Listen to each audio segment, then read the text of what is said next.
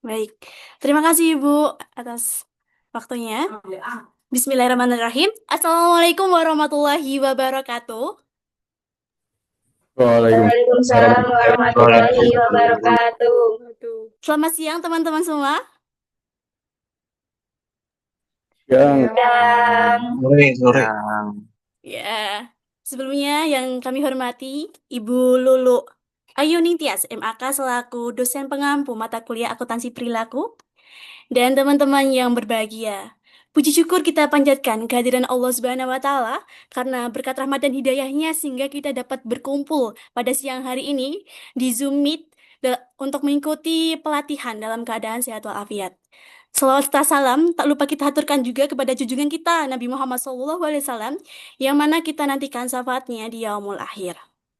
Sebelum memulai acara, izinkan saya, Semita Rahman Intias, selaku pembawa acara, untuk membacakan susunan acara pada acara siang hari ini. Yang sesi pertama, yaitu pembukaan dan pengantar. Sesi kedua, pengenalan answer desk AI sesuai batasan dan etika. Sesi ketiga, praktik dasar penggunaan AI. Keempat, penerapan AI untuk kebutuhan spesifik. Dan yang terakhir, penutup dan evaluasi.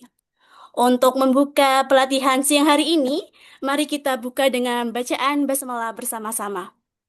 Bismillahirrahmanirrahim. Oke, sebelumnya mau Bismillahirrahmanirrahim. tanya dulu nih, gimana teman-teman kabarnya? Baik. Alhamdulillah baik. Bubarkan, bubarkan.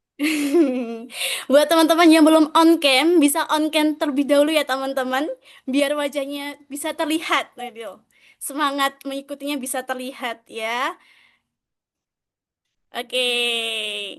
Mau tanya dulu nih teman-teman. Teman-teman tahu nggak sih kita lagi di acara apa? Ada yang bisa membantu menjawab? Bisa open mic ya teman-teman?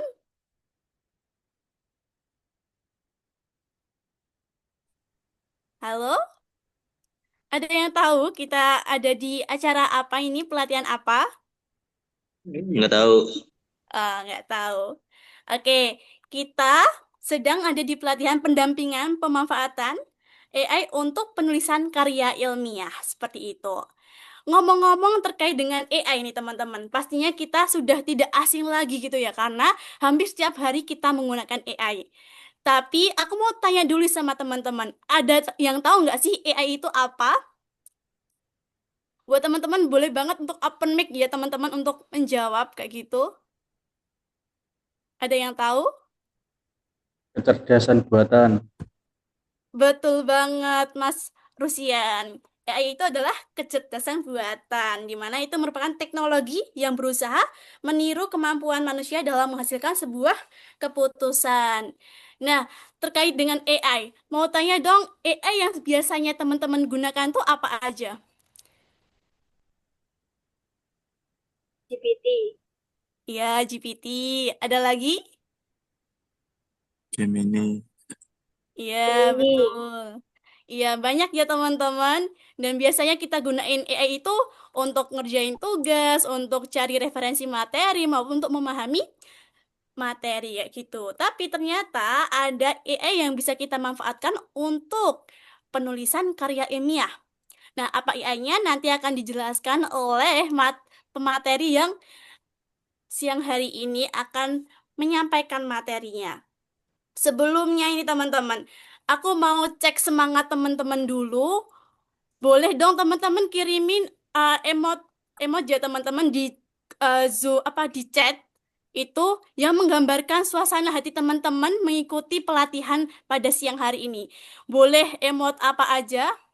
Api atau apa? Oh, ya teman-teman boleh banget. Wah, ada yang hati, ada yang apa tuh? Ya, sepertinya teman-teman antusias sekali ya untuk mengikuti pelatihan siang hari ini. Oke. Oh, terima kasih, terima kasih. Terima kasih atas antusiasnya, teman-teman. Wah, ada yang ngantuk juga. Meskipun udah siang, tetap harus semangat ya, teman-teman. Untuk tidur siangnya ditunda dulu habis pelatihan ini. Oke. Tapi sebelum masuk ke pemateri kita hari ini, gitu ya, teman-teman. Tentunya kita lihat tadi, kita akan melaksanakan pelatihan gitu ya, pemanfaatan AI untuk penulisan karya ilmiah. Yang mana ini pastinya sangat kita butuhkan, apalagi di semester 5 ini ya teman-teman, udah mendekati skripsi kayak gitu, kita sangat membutuhkan pelatihan ini untuk kedepannya gitu. Nah, tentunya ini nanti akan ada pemateri yang luar biasa, yang kece, yang sangat menarik gitu. Eh, ada yang tahu siapa yang akan menjadi pemateri pada siang hari ini? Tahu semua ya teman-teman. Yaitu tentu saja ibu desain kita, yaitu Ibu Lulu Ayuning Tias MAK gitu. Oke, langsung saja tanpa berlama-lama kepada Ibu Lulu Ayuning Tias. Kami persilakan Ibu. Terima kasih kepada moderator kita siang hari ini, Mbak Samita Rahmaning Tias, yang telah bersedia untuk membantu kelancaran kegiatan pendampingan siang hari ini. Bersama-sama nanti kita akan belajar, begitu ya, untuk memanfaatkan kecerdasan buatan yang mana ini insya Allah akan mempermudah kita dalam mencari dan menemukan artikel referensi ilmiah pendukung yang bisa digunakan untuk menulis skripsi begitu. Nanti teman-teman ketika akan menulis skripsi tentunya membutuhkan jurnal atau referensi atau acuan begitu yang sudah ditemukan. Biasanya kalau teman-teman itu mencari artikel dari Google Scholars atau dari tadi ada yang sudah menyebutkan ya, ada yang dari POP begitu ya, atau menggunakan AI bahkan yang ada yang sudah pakai AI. Tapi sejauh mana AI ini bisa dipakai dan dimanfaatkan? Apakah ada batasan dan juga etika yang harus kita terapkan dalam menggunakan dan memanfaatkan AI ini? Tentunya kita akan belajar bersama-sama siang hari ini. Dan langsung saja teman-teman saya izin share screen begitu ya. Sebelum kita praktek nanti akan ada sesi setelah sesi materi ya, paparan materi, nanti juga teman-teman ada sesi praktek. Jadi mempraktekkan, mengenal. Kalau ChatGPT kan teman-teman mungkin sudah familiar ya, sudah terbiasa menggunakan. Kalau nginput prompt apa gitu ya, misalnya buatkan atau carikan referensi dengan ini, tema ini, nanti langsung keluar. Nah, ini hampir sama seperti itu, tetapi ada khusus, ada artificial intelligence khusus yang bisa kita pakai, kita manfaatkan untuk mencari, dan itu bukan GPT, begitu ya. Namanya adalah Ensure-This. Nah, saya izin share screen teman-teman ya, sebelum kita nanti praktek membuat akun dan seterusnya. Jadi makanya tadi saya di awal menyampaikan ke teman-teman untuk join kelas siang hari ini tuh menggunakan device laptop, karena biar sekalian gitu ya, bisa langsung mempraktekkan apa yang kita pelajari bersama siang hari ini. Sudah tampil teman-teman layarnya? Sudah ya? Ya, Bu. Oke, oke.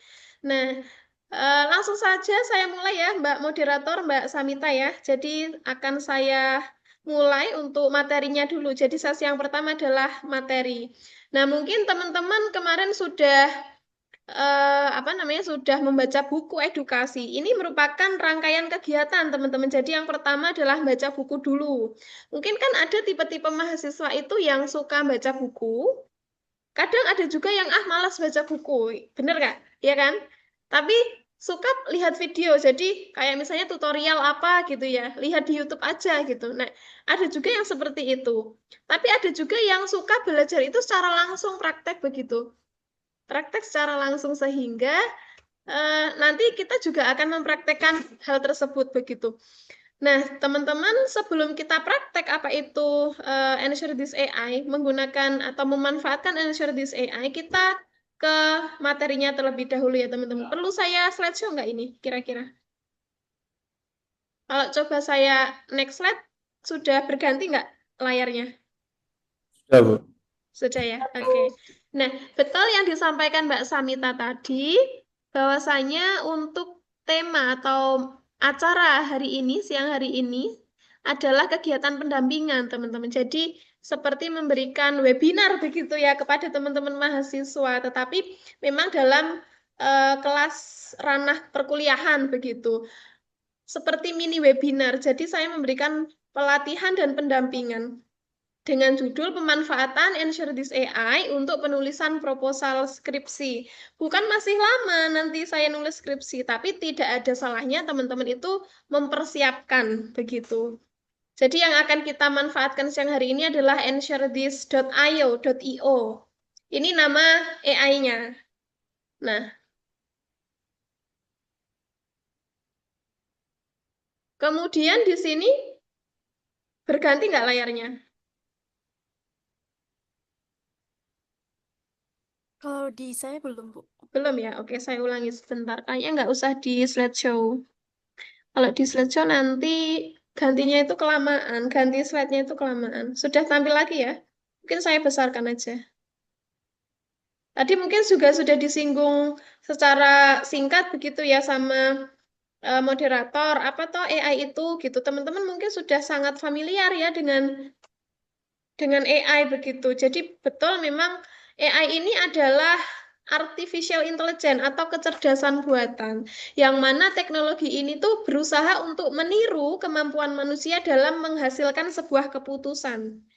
Makanya ini berbeda ya dengan mesin pencarian Google atau apa gitu ya. Kalau Google itu kan kita perintah apa, kita masih harus nyari lagi. Tetapi berbeda dengan AI, kita memasukkan prompt. Prompt itu adalah sebuah perintah ya, input, bahasa perintah begitu. Ketika kita mengetikkan sesuatu dengan prompt yang spesifik misalnya, itu langsung otomatis dibuat. Langsung otomatis dihasilkan.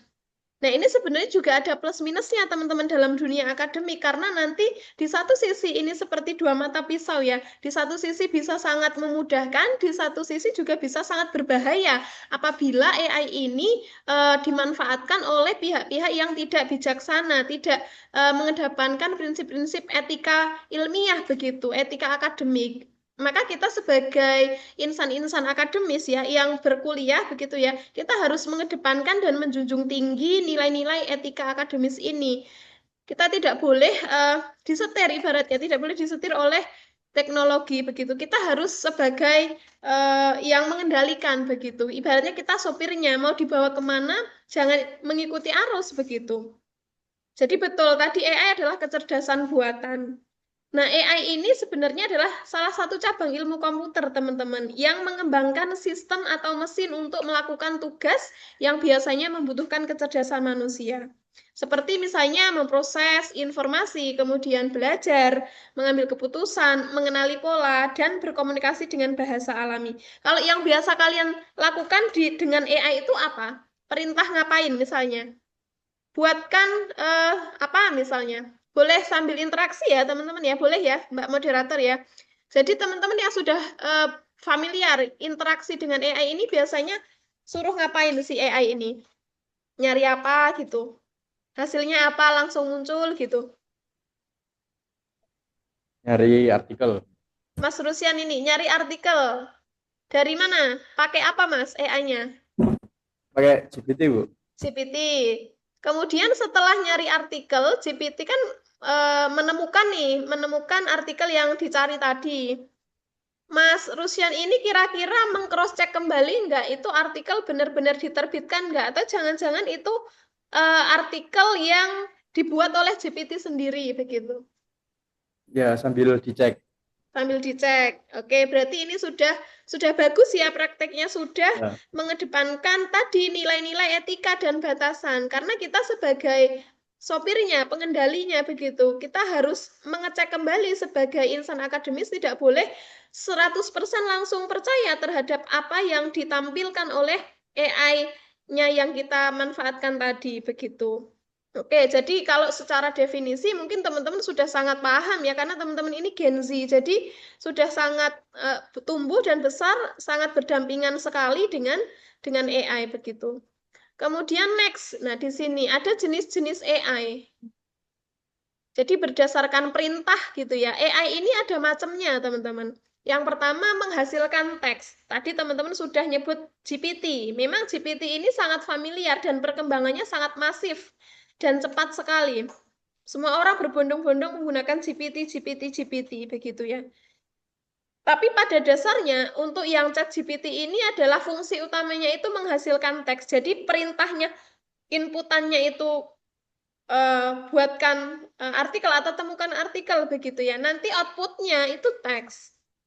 Kemudian ada juga yang menghasilkan konten suara. Mungkin kalau teman-teman familiarnya GPT, tapi ada juga loh AI ini yang fungsinya untuk menghasilkan konten suara. Misalnya ada Google Text to Speech, ada TTS Prosa, ada Bahasa Kita.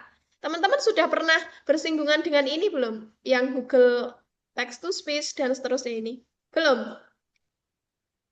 Belum, Bu. Belum ya. Jadi ada loh yang AI ini tapi dia menghasilkannya bukan tulisan begitu, melainkan suara. Kemudian ada juga AI yang menghasilkan konten video. Contoh AI-nya ada Synthesia, ada Sora AI, ada Lumen 5. Jadi teman-teman kalau mau nyari video jangan pakai ChatGPT, tapi carilah yang khusus mengeluarkan konten video. Jadi bisa pakai ini. Kemudian ada konten gambar. Jadi ada AI yang khusus menghasilkan konten gambar, teman-teman. Di sini ada Stable Diffusion, ada DALL-E, DALL-E 3 ya, ada Illustrator dan seterusnya. Jadi nggak hanya ChatGPT, teman-teman. Banyak sekali AI yang bisa kita manfaatkan berdasarkan fungsinya masing-masing. Dan tentunya mereka punya kelebihan atau keunggulan dan kelemahannya sendiri. Begitu. Mungkin teman-teman sudah familiar dengan ini, dengan GPT. Tapi banyak sekali AI di luar itu begitu, yang bisa menghasilkan tujuan-tujuan khusus, bentuknya outputnya itu macam-macam. Ada yang video, gambar, suara, audio begitu ya, dan seterusnya. Nah, ini masih lanjutan dari yang tadi ya. Selain ada menghasilkan konten suara, konten teks begitu, di sini juga ada bisa menghasilkan konten presentasi, paparan. Ada Magic Slide, Small PPT, AI PPT gitu ya. Jadi banyak teman-teman. Untuk mencari artikel, nah tadi ada yang mencari artikel. Kalau teman-teman tadi mencari artikel itu masih melalui ChatGPT ya, melalui ChatGPT, itu memang bisa ChatGPT menghasilkan atau mengeluarkan output berupa artikel. Tapi sebenarnya ada yang khusus begitu. Di sini khusus untuk yang lebih dekat dengan kehidupan akademis itu ada, teman-teman. Yang pertama ada connected paper, kemudian ada open knowledge, kemudian ada science space ya, science space.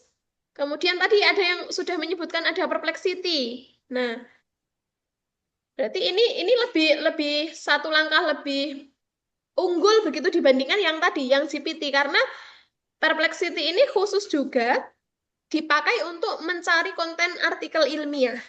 Kemudian ada juga AnswerThis.ai. Nah, ini yang akan kita lakukan praktik nanti, pendampingan ke teman-teman. Jadi nanti teman-teman akan belajar cara nyari artikelnya dari AnswerThis.ai ini. Nanti akan sama-sama belajar gitu ya, sama saya dan teman-teman bareng-bareng nanti.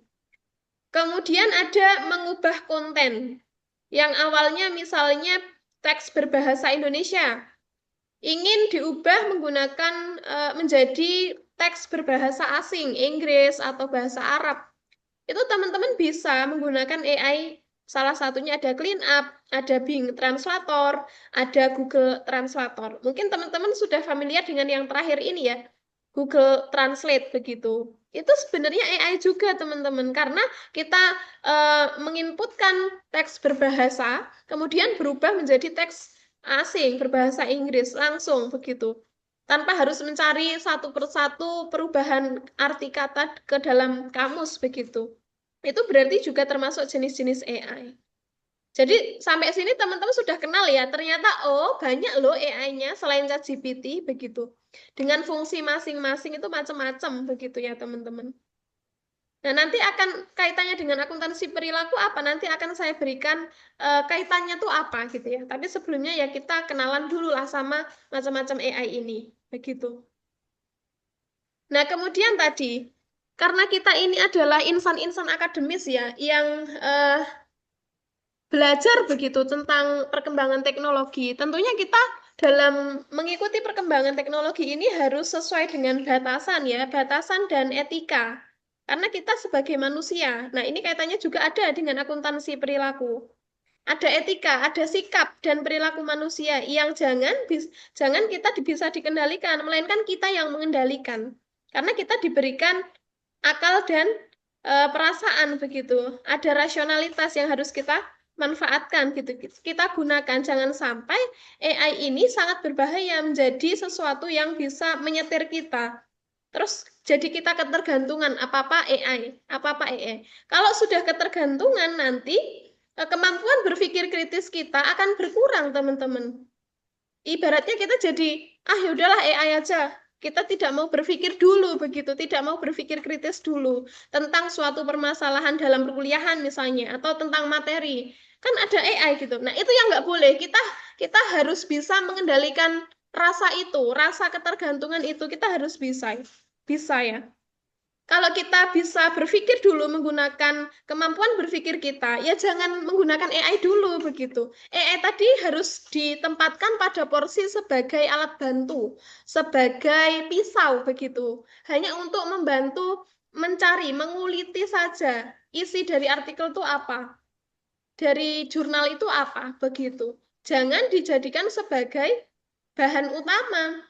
Tidak boleh seperti itu. Itu ada batasannya. Nah, batasan tentang pemanfaatan AI dan etika itu sudah diatur, teman-teman. Makanya tadi saya tanya ya ke teman-teman, setelah dapat artikelnya dari ChatGPT misalnya, teman-teman cross-check nggak gitu? Kan dosen nggak tahu nih, teman-teman sudah cross-check atau belum, gitu ya. Tapi saya juga sebagai dosen ini juga PR bagi saya karena menghadapi mahasiswa-mahasiswa Gen Z begitu yang mereka tumbuh besar dengan AI. Gitu. Maka mungkin mulai akhir-akhir tahun ini mungkin sudah banyak dosen yang jarang memberikan tugas makalah begitu ya. Karena kalau tugas makalah mungkin kebanyakan juga nyarinya dari AI begitu. Jadi itu PR juga bagi kami sebagai dosen begitu, agar apa? Agar mahasiswa ini tetap kritis, tetap menggunakan pola pikirnya dalam menyelesaikan masalah, dalam menghadapi materi-materi dalam perkuliahan begitu. Tidak semuanya bergantung pada AI. Nah, kemudian di sini batasannya, ada batasan. Batasan itu berarti aturan, teman-teman. Ada regulasinya. Regulasi terkait penyelenggaraan teknologi AI diatur dengan diterbitkannya ini. Ada surat edaran Kominfo ya, kalau sekarang menjadi Komdigi itu. Nomor 9 tahun 2023 tentang etika kecerdasan artifisial.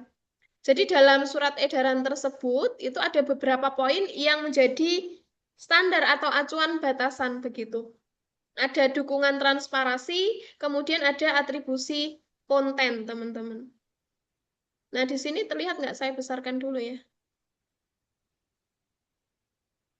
Artinya apa kalau di sini ada dukungan transparansi? Transparansi itu kan keterbukaan ya. Jadi terbuka saja mahasiswa, nanti disampaikan saja secara transparan bahwa artikel yang kami gunakan misalnya untuk direview ini alat bantu pencariannya menggunakan AI Bu gitu. Disampaikan. Jadi secara terbuka. Tapi mereview artikelnya secara mandiri, kalian sendiri gitu. Tapi cara alat bantu untuk menemukan artikel tersebut itu pakai AI, Bu, ya. Nggak apa-apa, disampaikan. Itu berarti ada keterbukaan atau transparansi di sini. Dosen atau mahasiswa menggunakan keluaran atau output dari AI tadi wajib secara jelas diberi label sebagai AI generated agar mudah dikenali. Jadi kalau deskripsi misalnya dulu mengolah data itu manual, menggunakan rumus-rumus statistika, ngitung min, modus, median, itu kan manual dulu. Tapi perkembangan komputer, ada teknologi, diolah pakai Excel. Itu nanti di dalam lampiran dikasih keterangan, diolah menggunakan Excel, misalnya seperti itu. Berkembang lagi, ada SPSS. Teman-teman sudah pernah mengambil praktikum SPSS ya? Belum, Bu. Oh, belum. Ya, mungkin nanti pas next semester ada praktikum SPSS. Nah, teman-teman itu juga sebagai alat bantu untuk mengolah data ya. Posisi AI itu sama seperti SPSS tadi, hanya digunakan sebagai alat bantu saja. Tetapi dalam hal menganalisis, mengkritisi, mereview dari artikel tersebut tetap harus pada kendali teman-teman begitu. Tidak sepenuhnya juga direviewnya pakai ChatGPT juga. Tidak seperti itu, teman-teman. Tapi harus teman-teman ini punya daya berpikir kritis. dan harus objektif ya dan beretika tadi. Nah, di sini ada contoh atribusinya. Atribusi tadi pengakuan bahwa di sini contohnya misalnya penulis mengakui telah menggunakan misalnya ChatGPT dalam proses pencarian artikel bla bla bla gitu ya. Dalam tugas karya ini. Jadi harus seperti itu. Kita juga nggak boleh bohong dengan diri kita.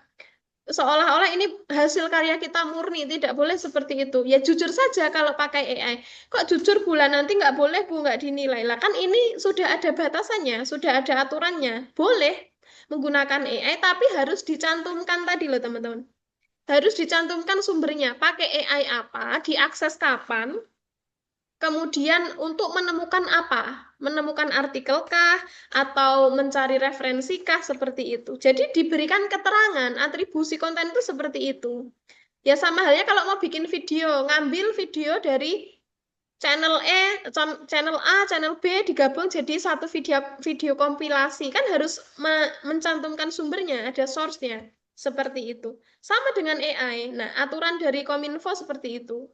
Tapi kalau ada yang bertanya, kalau undang-undang sudah ada belum Bu? Kalau ada yang pelanggaran AI nanti ada hukumannya nggak Bu? Nah, untuk undang-undang sampai saat ini belum ada teman-teman. Baru sejauh surat edaran dari Kominfo tadi.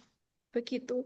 Jadi batasannya harus seperti apa? Kalau mau pakai AI harus dicantumkan bahwa karya ini menggunakan AI ChatGPT misalnya dalam proses review artikel misalnya dalam tugas karya ilmiah ini seperti itu. Tapi jangan seluruhnya terus pakai AI ya teman-teman. Begitu. Nah, kemudian ada etika pemanfaatan AI. Etika penggunaan AI dalam pembelajaran ini ada 4. Yang pertama ada integritas akademik. Nah, di sini. Kemudian ada keamanan dan perlindungan data. Kemudian ada kesetaraan dan akuntabilitasnya dalam rangka menyikapi potensi kesenjangan. Kemudian ada dampak lingkungan akibat pemanfaatan AI. Kalau apa-apa pakai AI nanti dampaknya apa kira-kira teman-teman? Kalau kita sudah ketergantungan gitu.